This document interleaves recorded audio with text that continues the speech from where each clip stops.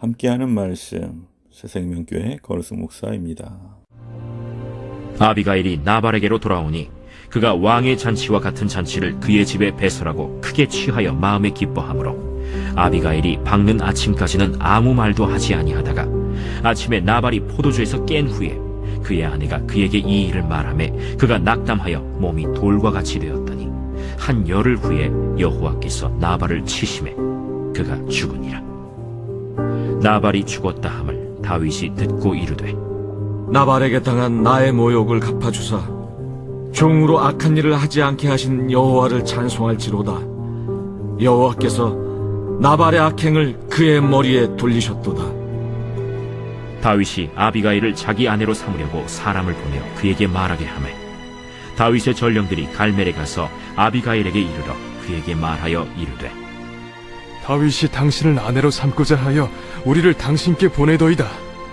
아비가일이 일어나 몸을 굽혀 얼굴을 땅에 대고 이르되 내 주의 여종은 내 주의 전령들의 발 씻길 종이니이다.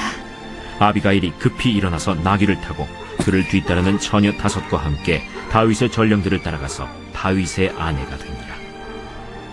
다윗이 또 이스라엘 아히노암을 아내로 맞았더니 그들 2사람이 그의 아내가 되니라. 사울이 그의 딸 다윗의 아내 미가를 갈림에 사는 라이스의 아들 발디에게 주었더라. 모든 사람이 죽음을 맞이하지만 악인의 비극적인 죽음이 있고 의인의 복된 죽음이 있습니다. 어리석은 나발은 징벌적 죽음을 맞이했지만 지혜로운 아비가일은 복된 길을 선택했습니다. 본문을 통해 복된 삶과 복된 죽음의 길을 선택하는 지혜를 얻기를 바랍니다. 다윗과 그의 사람들을 모욕하고 조롱했던 나발은 아내 아비가일이 다윗에게 행한 일을 듣고서 낙담하고 몸이 돌같이 변했습니다. 뇌출혈을 일으켜 몸이 마비가 왔던 것 같습니다. 그는 열흘 후에 결국 죽었는데 성경은 하나님이 그를 치셨다고 설명합니다.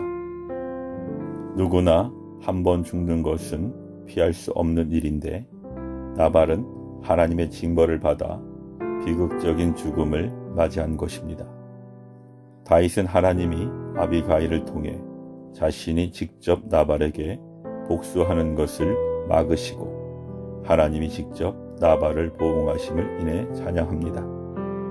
나발은 많은 재물을 소유한 자로서 그 재물에 취해 살다가 교만하고 어리석은 악행에 대한 하나님의 진노의 심판을 받은 것입니다. 성도는 나발과 같이 하나님과 사람 앞에 교만하고 방자히 행하다가 하나님의 징벌을 받아 멸망하는 어리석음을 피해야 합니다.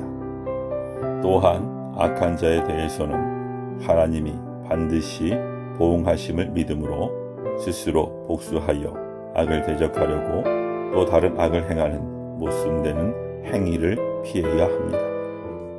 나발이 죽었다는 소식을 들은 다윗은 아비가일의 지혜와 믿음을 귀하게 여겨 아비가일을 자신의 아내로 삼습니다.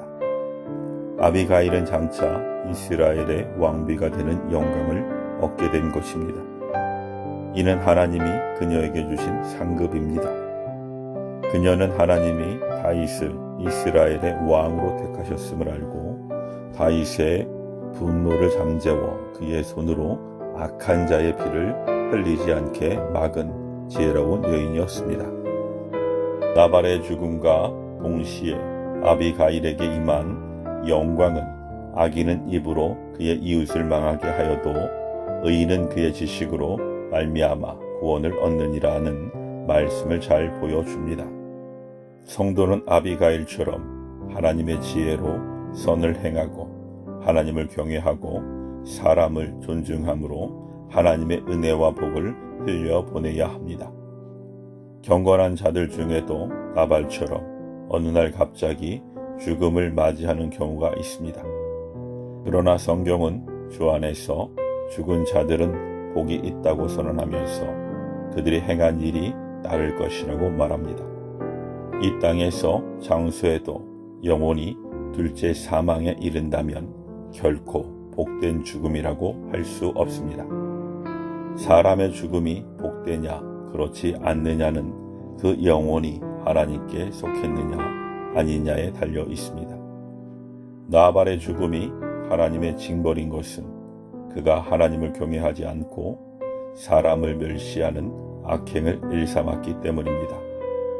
반면에 아비가일은 하나님의 지혜를 따라 행함으로 그 영혼이 하나님께 속했기에 다윗의 아내가 되는 영광을 얻었습니다. 성도는 주 안에서 복된 죽음을 맞이하기 위해 하나님의 공의와 사랑을 실천하는 복된 삶을 살아가야 합니다. 복된 죽음 이후에 생명의 부활을 경험하고 주님 앞에 섰을 때 의의 면류관을 받고 영원한 하나님 나라를 기업으로 받아야 합니다. 사람이 한 번 죽는 것은 정해져 있지만 그 후에는 반드시 영과 영생의 길로 나뉘는 심판이 있음을 성경은 경고합니다. 성도는 그리스도 안에서 영생을 이미 소유한 자로서 하나님께 순종하는 경건한 삶으로 하나님의 풍성한 복을 누리며 살다가 복된 죽음을 맞이해야 합니다. 아멘.